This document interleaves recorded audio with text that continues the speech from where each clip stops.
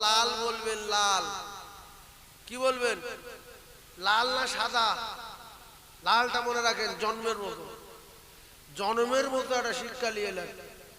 সল বলবেন, সল, সাল্লাল্লাহু আলাইহি ওয়াসাল্লাম, এইটা শিখেলেন, নিয়ে বাড়ি চলে যান। যে আমি জলসায় গিয়েছিলাম দরগাতলায়, একটা দরুদ শিখে নিয়ে এসেছি, যেটা 40 বছর ভুল ছিল, 70 বছর ভুল ছিল, সেইটা আমি শিখে নিয়েছি। সাল্লাল্লাহু আলাইহি ওয়াসাল্লাম বলতে পারবেন? সাল্লাল্লাহ কি? হ্যাঁ, তাজ মোহাম্মদ সাহেব হুজুর বলছিলেন না যে আমরা আলিফ কেরাম অনেকে জানি না, আরবি সহি পড়তে পারি না। সহি তারতিলের সঙ্গে যারা কোরআন শরীফ পড়তে পারে বা পড়ে, রাসূলুল্লাহ যখন কোরআন শরীফ পড়তেন, রাসূলুল্লাহর কোরআন শরীফ শুনে আমরা তো মুসলমান ছুটি না, কিন্তু কাফেররা ছুটতো, শুধু কাফেররা ছুটতো যে মুহাম্মাদুর রাসূলুল্লাহ সাল্লাল্লাহু আলাইহি ওয়াসাল্লাম কোথায় কোরআন শরীফ পড়ছে দেখ, সেখানে গিয়ে একটু শুনবো আর জানটা ঠান্ডা করব। আমরা মুসলমান হয়ে কোরআনের আয়াত শুনলে আমাদের ভিতরে কিচ্ছু হয় না, কাফেররা ছুটতো। এটা কি সত্য কথা শোনার জন্য? তাহলে আজকে আমরা রাসূলুল্লাহর হাদিস অনুযায়ী, মান সাল্লা আলাইহি ওয়াহিদাতান সাল্লাল্লাহু আলাইহি ওয়াসাল্লাম, আজকে আমরা যারা একবার দরুদ পড়ে 10টা রহমতের আশা রাখি, আমরা যেন সবাই এই সাল্লাল্লাহু আলাইহি ওয়াসাল্লাম এটা বলি। কলেমা তো 3 ভাগ লোক জানে না, লা ইলাহা ইল্লাল্লাহ মুহাম্মাদুর রাসূলুল্লাহ, এসব ভুল, এরম কলেমা না। কলেমাটা শিখে মরেন অন্তত, যে আল্লাহ দুনিয়ার জন্মলে কলেমাটা শিখেছি। এটা অবাক ঘটনা, মানুষ কলেমা জানে না কি? আমার সঙ্গে সবাই শিখেলেন, সবাই বলেন লা ইলাহা ইল্লাল্লাহু।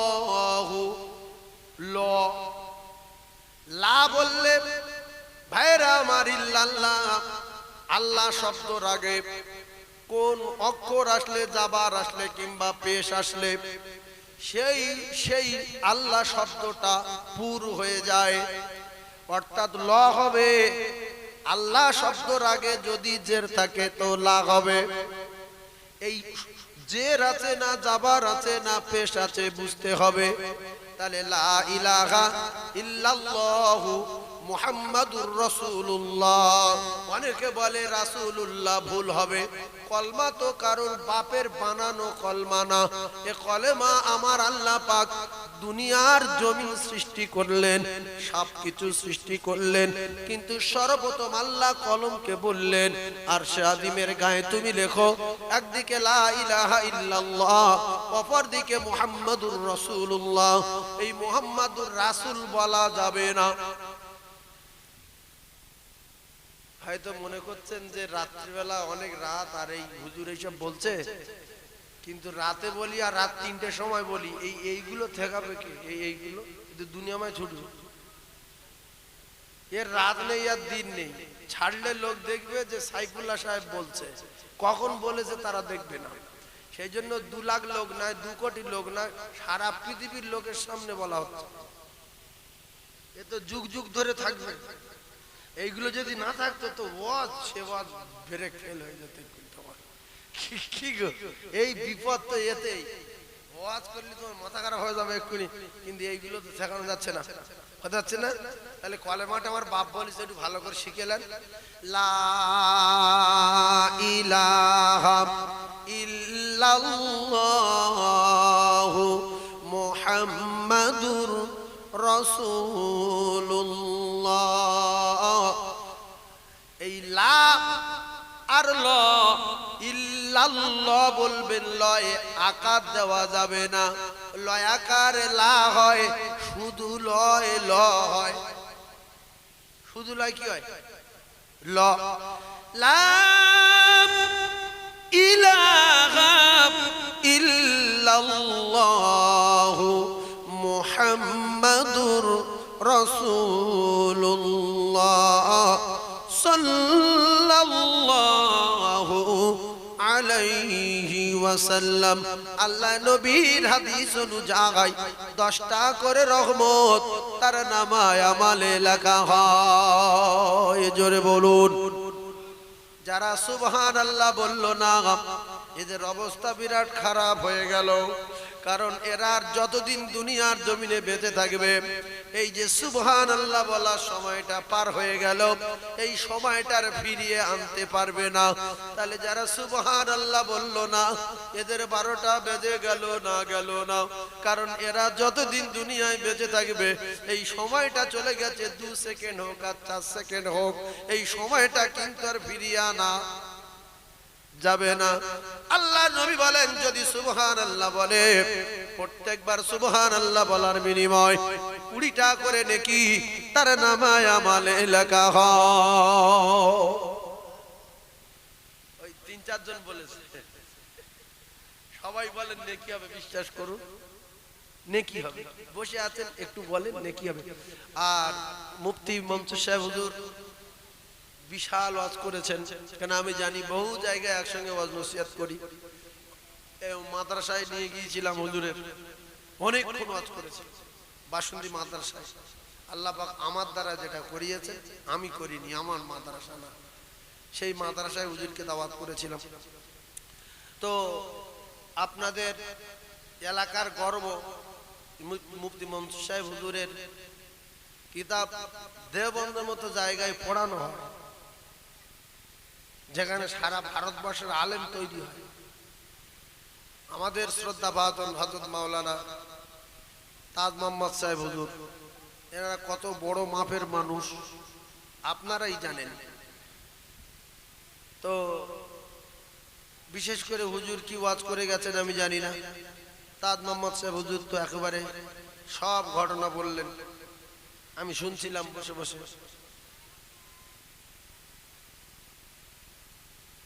নবী বড় না ইমাম হাসান হোসেন বড় শোনা হয়ে গেছে, আব্দুল্লাহ আর মুহাম্মাদের কথা শোনা হয়ে গেছে। কথা পাচ্ছেন না? তাহলে আব্দুল্লাহ আর মুহাম্মদ দুজন, ঘটনা শেষ। এদিকে কারবালার ময়দান পর্যন্ত হুজুর গিয়ে বললেন, ইমাম হাসানের ছেলের নাম ইমাম আবুল কাসেম, হুসাইনের মেয়ের নাম সকিনা, বিয়ে হয়ে গেল, যুদ্ধ হয়ে গেল, শহীদ হয়ে গেল। আছে ইমাম আলী আকবর, ছোট্ট একটা ছেলে আছে ইমাম আলী আসগর, ইমাম হুসাইন রাদিয়াল্লাহু তাআলা বেঁচে আছে। আমি এসে ওই যে কটা বাকি আছে ওই কটা বলবো, কথা বলতে পারছেন না, এ দিয়ে সব তো সারা হয়ে গেছে। আমি তো তাড়াতাড়ি বলি চলে যাই, ওই কটা শেষ করে দিলে কি বলবো, আর শেষের দিকে প্রায় শেষ হয়ে গেছে, কথা বলতে পারছেন না। যাই হোক, আল্লাহ পাক কবুল করেছেন। আমি আখেরি মোনাজাত করব। আমি প্রথম ছিলাম বাসন্তী শিবগঞ্জে, তারপর এখানে আসলাম। বাবুদের জলসাটা আমার লেখা হয়নি, হঠাৎ করে ফোন করলাম, কি ব্যাপার রে? বলতে হুজুর আপনার তো জলসা দাওয়াত হয়ে গেছে। ড্রাইভারকে ফোন করলাম, বললো হ্যাঁ, ঠিক আছে যাবো ইনশাআল্লাহ। তো যাই হোক, আল্লাহ পাক যতটুকু বলাবেন বলবো। আপনারা একবার জান উজাড় করে দরুদ শরীফ পড়েন, ভালো করে মনে করেন কি বলবো না বলবো। মোহব্বতে দরুদ আল্লাহুম্মা,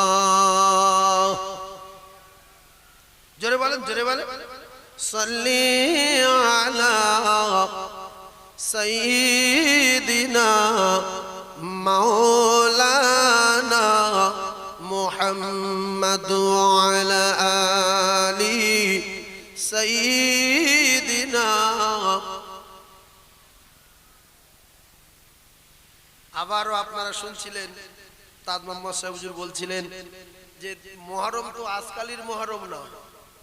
কিছু মুখ্য লোক অজ্ঞ, এরা জানে মুহররম কালকের শুরু হয়েছে, ইমাম হোসাইন রাদিয়াল্লাহু তাআলা আনহু কারবালায় শহীদ হয়েছে সেই মুহররম না, এ দুনিয়া সৃষ্টি হয়েছে সেই মুহররম। দুনিয়া সৃষ্টি হয়েছে যেদিন, সেদিন মুহররমের 10 তারিখ।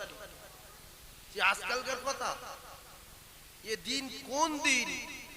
পৃথিবী শুরু সেদিন মুহররমের 10 তারিখ, আর দুনিয়া শেষ হবে কত তারিখে? মুহররমের 10 তারিখ। তো তো পৃথিবীর জমিনে যত বড় বড় যা কিছু ঘটেছে, বড় বড় পয়গম্বরদের আল্লাহ পাক ক্ষমা করে দিয়েছে। মুসা আলাইহিস সালাতু ওয়াস সালামকে পার করে দিয়েছে, আদম আলাইহিস সালাতু ওয়াস সালামকে জাবলে রহমতে ক্ষমা করে দিয়েছে।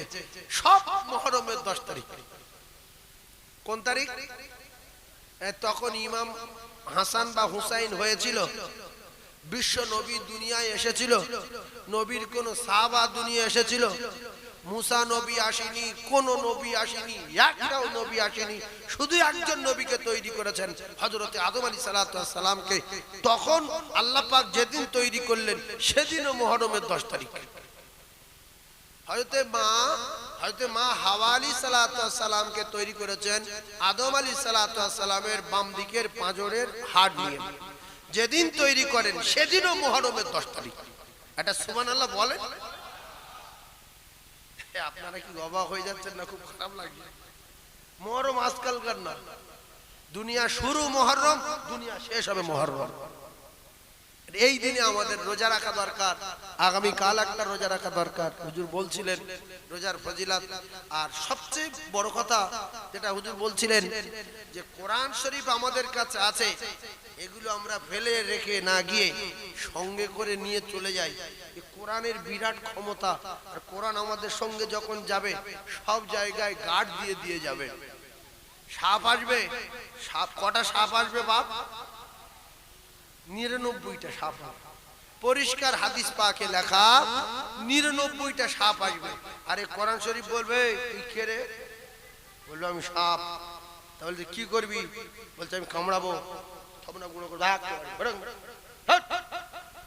সাপ যখন কোরআন শরীফ যখন ওর মারতে যাবে তো সাপ তখন বলবে তুই কে রে? বলবে আমি কোরআন শরীফ। উড়ি বাপরে বাপ, এক কোচি এসে ফেলেছে। 99টা সাপ দেওয়া হবে। সে যে কোরআন শরীফটা আপনার সঙ্গে যাবে, যদি আপনার এখানে কেউ কোরআন শরীফ পড়তে পারেন, আমি হাত জোড় করে অনুরোধ করে বলে যাচ্ছি এই আয়াতটা এই সূরাটা তেলাওয়াত করবেন। এই সূরাটার নাম হলো সূরা মুলক। কি নাম? সূরা মুলক। শুরুতে এরকম আছে তাবারাকাল্লাযী বিয়াদিহিল মুলক ওয়া হুয়া আলা কুল্লি শাইইন কাদির। ভাইরা আমার, বাবাদিরা, আল্লাহ নবী জানান, দিন ও দুনিয়ার বাদশা জানিয়েছেন আমি আমার উম্মতের কাছে মুজিজা রেখে এসেছি। মুজিজা। ও ভাবিরা, খালারা, চাচিরা, মুরব্বিয়ানেরা, আলেম ওলামা, হাফেজে কোরআন ভাইরা, যারা সূরা মুলকটা প্রত্যেক দিন এশার নামাজের পরে একবার করে তেলাওয়াত করবে, আল্লাহ রাসূল জানান এই সূরা ওর কবরে যাবে, ওর কবরের প্রহরী আর পাহারাদার হবে, ময়দানে মাশরে থাকবে, কবরে সাপ ঢুকতে দেবে না, কবরের মাটি চাপ দিতে দেবে না, কবরে মুকুর মারতে দেবে না, কবরে সাপ আসতে দেবে না। যত আযাব গজব আসবে আপনাদের কাছে বিচার দিলাম, আযাব গজবের ক্ষমতা বেশি না আল্লাহ পাকের রহমতের ক্ষমতা বেশি? রহমতের ক্ষমতা যদি বেশি হয়, এক কথায় বুঝলেন কোরআন শরীফ আল্লাহ পাকের রহমত। আল্লাহর কোরআনের সূরায় মুলক যখন আপনার কবরের প্রহরী আর পাহারাদার হবে, আপনার কবরের আর কোনো সমস্যা থাকবে না। জোরে বলো। এইবারে যারা কোরআন শরীফ পড়তে পারে না এরা তো ফেঁসে যাবে। কারণ কোরআন শরীফ যারা জানে না এদের মন খারাপ হয়ে যাচ্ছে। আপনাদের এলাকায় সব জায়গায় একটা কথা বলে, হাতি মরলে 1 লাখ, বাঁচলে 1 লাখ। এরকম একটা কথা বলে না? এই কসি ইউটিউবার, হাতি মরলে ক লাখ, বাঁচলে 1 লাখ। যারা মুখ্য মুসলমান, যারা কোরআন শরীফ পড়তে পারে না, আল্লাহ রাসূল বলেছে আমার উম্মতের ভিতরে যারা কোরআন শরীফ পড়তে পারে না, এই কোরআন শরীফের এত পাওয়ার, এত ক্ষমতা, যারা কোরআন শরীফ পড়বে এদের প্রত্যেক অক্ষরে একটা করে 10টা করে নেকি দেওয়া হবে, একটা করে অক্ষরে 10টা করে নেকি দেওয়া হবে। সূরা ইয়াসিন যারা পড়বে এদের নামায় আমালে 10 খতমের সওয়াব দেওয়া হবে। আর যারা পড়তে পারবে না শুনবে এরাও 10 খতমের সওয়াব পেয়ে যাবে। জোরে বলুন। তাহলে পড়লে 1 লাখ, না পড়লে 1 লাখ, পড়লে 10 খতম, না পড়লে 10 খতম, শুনলে 10 খতম, পড়লে 10 খতম। রোজা রাখলে 70টা সওয়াব, রোজাদারের ইফতার করালে 70টা রোজা সওয়াব। এক কথা বুঝতে পারেননি তো? যারা বোকা মানুষ, যারা আলেম ওলামা হাফেজ সাহেব, এরা ডাকে কাকা সূরা মুলকটা শুনে যাও, কবরে আযাব হবে না। জোর বাবা তুই শোন, আমার সময় নেই। এ পড়তেও জানে না, শুনতেও জানে না। এ কি এরকম লোক আছে না নাই? যে কাকা এশার নামাজ পড়েছি, সূরা মুলকটা পড়ছি, এটি শুনে যান, তুই পড়। ফজরের নামাজ পড়েছি, সূরা ইয়াসিনটা শুনে যাও, তুই শোনকে যা, আমি দোকান খুলবো। ভাইরা আমার, বাবা দিরা, হাতি মরে গেলে 1 লাখ, বেঁচে থাকলে 1 লাখ। এটা আমার রাসূলুল্লাহর মুজিজা।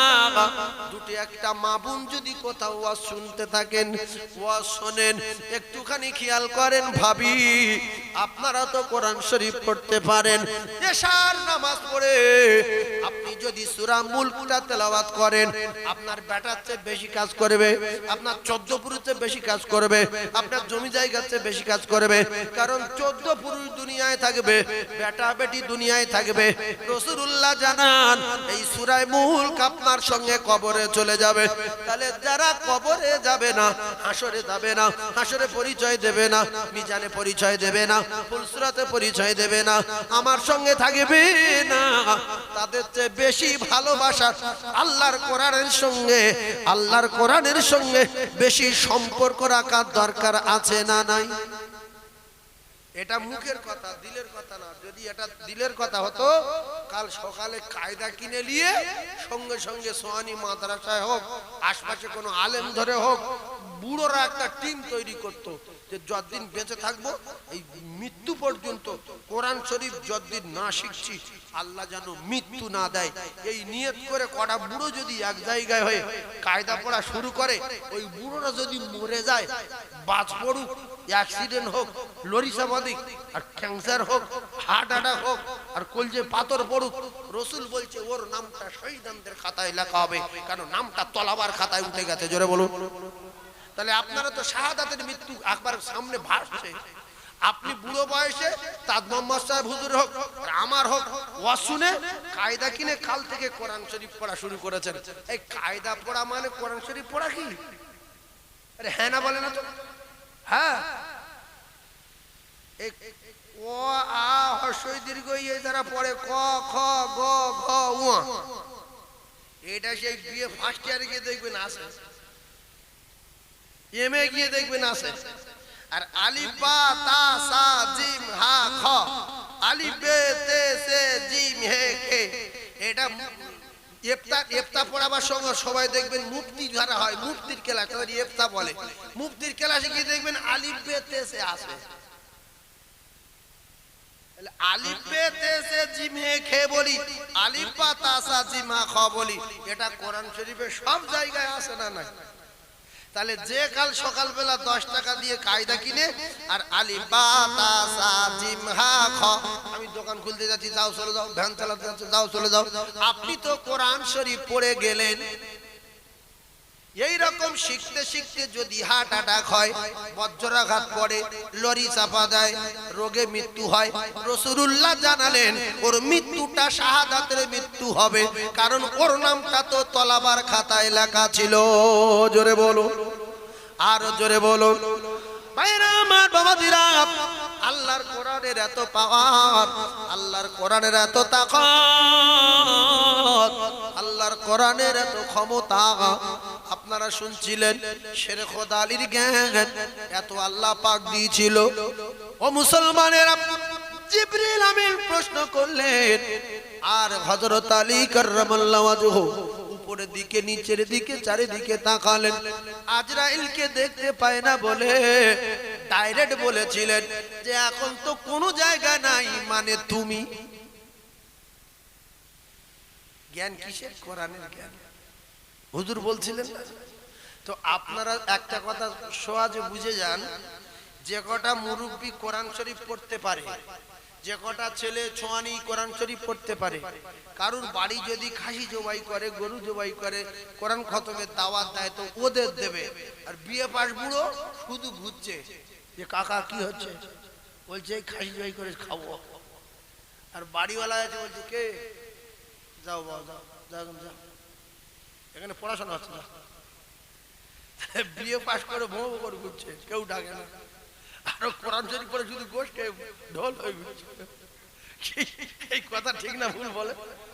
MA pass, double MA, BA, BEd, London ফেরত শুধু পাক খাচ্ছে, আর 2 বছর কোরআন শরীফ পড়ে শুধু খাসির গোশ খাচ্ছে। ভাইরা আমার, বাবাজিরা, ও মুসলমানেরা, যুবকেরা, জনেরা, শাল কাঠ, শাল কাঠ, সেগুন কাঠ, লাল কাঠ, বিদেশি কাঠ, এরা পায়খানার দরজায় পড়ে আছে, পেশাবখানার দরজায় পড়ে আছে। আর খিরিশ কাঠে, রেল কাঠে শুধু মাস্টার ডাক্তার চুমো খাচ্ছে, কারণ ওর কপাল ভালো, রেল কাঠে চলে গেছে। আর শাল কাঠের দরজা পায়খানা গেছে, শুধু পাতলা পায়খানা করছে, ছিটকে লাগছে, কিছু করছে। তাহলে এর নসিব ভালো, ফকিরের বেটা শাল কাঠ না খিরিশ কাঠ, রাজার বেটা শাল কাঠ, শাগুন কাঠ, কেউ ডাকে না, কেউ সম্মান দেয় না। ভিখিরির বেটা কোরআন শরীফ পড়েছে, খিরিশ কাঠ, কোরআন শরীফ পড়ে সোয়ানি মসজিদে ইমামতি করছে, তারাবি খতম, তারাবি দিচ্ছে। মাস্টার, ডাক্তার, লয়ার, উকিল, ব্যারিস্টার, জজ সবাই কান ধরে চুপচাপ মেরে দাঁড়িয়ে আছে ভিখিরির বেটার পিছনে। ভিখিরির বেটা যদি বলে ওর তো উঠবে, বস তো বস, মাটি মাথাতে চুপ করে থাক, এটা আল্লাহ পাকের বিধান, কারণ কোরআন রয়েছে বলে আল্লাহ পাক এত সম্মানিত করেছে। ও কলিজার টুকরারা, শাম দেশের Syria, Japan, German, Afghanistan, Iraq, Iran, তুরস্ক, ইন্দোনেশিয়া, বাংলাদেশ, পাকিস্তান, সমস্ত দেশের বাদশাগুলো যখন হজে যায়, হজে গেলে দেখছে একটা হাফেজ সাহেব, হাফেজ সাহেব, তার নাম আব্দুর রহমান সুদাইস, তার পিছনে কান ধরে চুপচাপ মেরে দাঁড়িয়ে আছে। সে যখন হাঁটছে সবাই হাঁটছে। তুমি যত বড় বাচ্চা হও, কোরআন যার ভিতরে আছে এর পিছনে চুপচাপ মেরে দাঁড়িয়ে থাকবে। যদি উল্টো পাল্টা করো আল্লাহর বিধান অনুযায়ী ঠিকানা জাহান্নাম।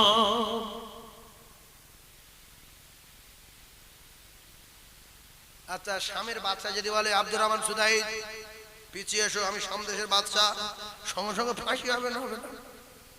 হ্যাঁ, সঙ্গে সঙ্গে ফাঁসি দেবে। তোর মুন্ডু কেটে আজকের মক্কায় ছড়াবো, তুই বাদশা কিনে এ কোরআন শরীফ হাফেজের পিছনে তোর 27-28 বছর তারাবি পড়াচ্ছে, সব ওখানে নত, গরিবের ছেলে। আপনাদের গ্রামে যদি একটা ভালো হাফেজ, সুন্দর হাফেজ সাহেব হয়ে যায়, সে যদি আপনাদের সোয়ানি মসজিদে খতম তারাবি পড়ায়, তার পিছনে সবাই কান ধরে দাঁড়িয়ে থাকবে না? থাকবে না? ভাইরা আমার, বাবাজিরা, গরিবের ছেলে হলো ভালো জিনিসের সঙ্গে যদি সম্পর্ক রাখে তার সম্মান বেড়ে যাবে, সে ভালো হয়ে যাবে।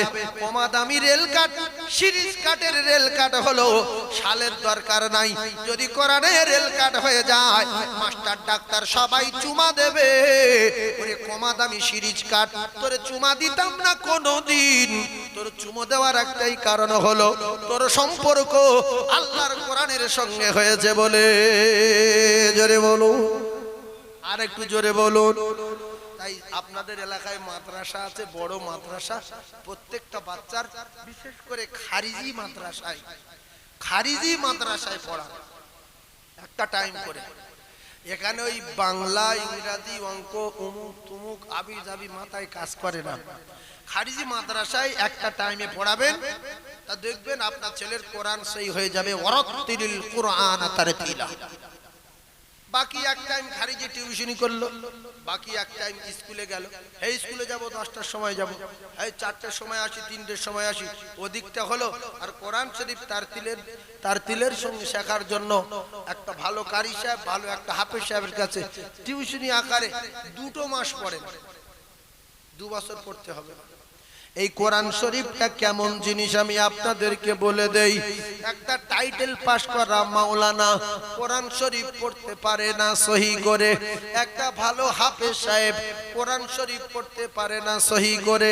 যদি বলেন হুজুর বলেন কি হাফেজ সাহেব কোরআন শরীফ ভালো পড়তে পারে না, বলে না, না না না না না, হাফেজ সাহেব তার তিলের সঙ্গে কোরআন পড়তে পারে না। মাওলানা টাইটেল পাস করলো 10 বছর ধরে, কোরআন শরীফ পড়তে পারে না। কোরআন শরীফ সহি পড়ার জন্য, তার তিলের সঙ্গে পড়ার জন্য চেষ্টা আরো 1-2 বছর ভালো কারি সাহেবের কাছে। ও কলিজার টুকরা মুসলমানেরা, তাজবিদের কিতাবগুলো পড়তে হবে। কোন অক্ষর কোথায় আসবে, কোন অক্ষরে র হবে, কোন অক্ষরে রা হবে, 10 রকম ভাবে আল্লাহর কালাম তেলাওয়াত করা যায়। করকম 10 ভাইজান আমার বাবা দিরা, এজন্য দেখবেন মাওলানা হওয়ার পরেও কারি পড়ছে 2 বছর ধরে, হাফেজ হওয়ার পরে আবার কারি পড়ছে 2 বছর ধরে। মা বাপ বলে তুই তো হাফেজ হয়ে গেছিস, তাহলে কোরআন শরীফ আবার কি পড়বি রে? বলছে না, আমি কোরআন মুখস্থ করেছি বটে, এখন সহি করে তেলাওয়াত করা শিখিনি। আমি মাওলানা হয়েছি বটে, এখন সহি করে কোরআন পড়া শিখিনি। আর আপনাদের মতো কিছু মানুষ বলে আমার ছেলে মাধ্যমিক পাশ করেছে, বিএ পাশ করেছে, কোরআন শরীফ শিখতে কদিন, ও 2 দিন পড়লে হয়ে যাবে। না না না, মাওলানা জিজ্ঞাসা করো 12 বছর পড়ার পরে কোরআন সহি পড়তে পারে না। হাফেজ সাহেবের জিজ্ঞাসা করো 5 বছর কোরআনের উপরে মেহনত করার পরে কোরআন সহি করতে পারে না। আর আমরা যারা বসে আছি, যারা নামাজি, 100 নামাজির ভিতরে 95 জন 99 জন নামাজি দোয়া কুনুত পড়তে পারবে না। ওই জানে আল্লাহুম্মা ইন্না নাস্তাইনুকা ওয়া নাস্তাগফিরুকা ওয়া নু'মিনু বিকা তাওয়াক্কাল আলাইকা নুসনি খাইর। যে শুনবে সে তো পাগল হয়ে যাবে রে, যে বলে কি রে, এ কি নতুন আবিষ্কার হলো নাকি? আর জিজ্ঞাসা করলে বলতে চায় না। ভাই যারা দোয়া কুনুত জানে না তারা নামাজ পড়বে কি করে? একটা কথা মাথায় রাখেন, আল্লাহ পাকের কোরআনে যা কিছু বলা আছে সমস্ত কথাগুলো সত্য কথা বলা আছে। আল্লাহ পাক জানিয়ে দিলেন ইন্নাস সালাতা তানহা আনিল ফাহশাই ওয়াল মুনকার। নামাজে এত ক্ষমতা, এত পাওয়ার আমার আল্লাহ পাক নামাজের ভিতরে দিয়েছে। নামাজে এত মজা রয়েছে। রাসূলুল্লাহর জীবনের শেষ কথাটা ছিল নামাজ, আর ইমাম হুসাইনের জীবনের শেষ কথাটা ছিল নামাজ। এই দেখেন, আমাদের যদি কেউ মারবো বলে, কেউ যদি মারে, আর আমার বন্ধু এসে যদি বলে কে মেরেছে বল ফাটিয়ে দেই, তো বলি ও মেরেছে, ও ছিঁড়ে খেলে। আর নবীর ফাটিয়ে দিল, নবী ঝাঁঝরা হলো, ফেরেশতারা এসে বলতে হুজুর শুধু বলেন ফাটিয়ে দেই। রাসূল বলছে না, ফাটিয়ে দিতে হবে না, আমি দোয়া করি ওরা যেন সেরে যায়, ভালো হয়ে যায়। ইমাম হুসাইনের কাছে জিনেদের বাদশা আসলেন, আর ওই জিনেদের বাদশা মুরিদ ছিল শেরে খোদা আলী কাররামাল্লাহু ওয়াজহাহু। কারবালার ময়দানে ওই কান্না দেখে, বাচ্চার ওই রক্ত দেখে, হুসাইন রাদিয়াল্লাহু তাআলা ওই দৃশ্য দেখে জিনেদের বাদশা শেরে খোদা আলীর মুরিদ এসে বলছে হুসাইন আমি তোমার আব্বা জানের মুরিদ, জিনেদের বাদশা, শুধু একবার অর্ডার দাও। এই যে এইগুলো একটু হিকমত করে ওয়াজ শুনবেন, যারা গভীর জ্ঞান রাখেন, শিক্ষিত মানুষ, জ্ঞানী মানুষ, একটু বোঝার চেষ্টা করবেন। তো আমার কথা হলো, আল্লাহ পাক যদি তোমার পাঠায়, তোমরা তো ফেরেশতা, তোমরা বলছো আল্লাহর তরফ থেকে রায় ক্লিয়ার, শুধু আপনি বলবেন খুশে দেবো, পাহাড় তুলবো, ধরে ডলে দেবো। তো আল্লাহ যদি বলে দেয় যে ডলে দাও, ভালো করে বুঝবেন, তাহলে আমার কাছে এসছো কেন? কথাটা বুঝতে পারেন? আল্লাহ তো বলে দিয়েছে, তাহলে আমার জিজ্ঞাসা করছো কেন? আমি বলতে পারবো না। তাহলে তুমি যদি আমার এত মহব্বত করো, জিনেদের বাদশা, আমার আব্বা জানের মুরিদ, তো আমার কাছে জিজ্ঞাসা করছো কেন? আমার নানা জানের নীতি না, আমার নানা জানের কাছে ফেরেশতা এসেছিল। নানা জান তখন পুরো ঝাঁঝরা, রক্তই রঞ্জিত, জামা কাপড় সব ছিন্ন বিচ্ছিন্ন হয়ে গেছে, জুতো জমাট হয়ে গেছে। আমার নানা জান উঠে হাঁটতে পারছিল না।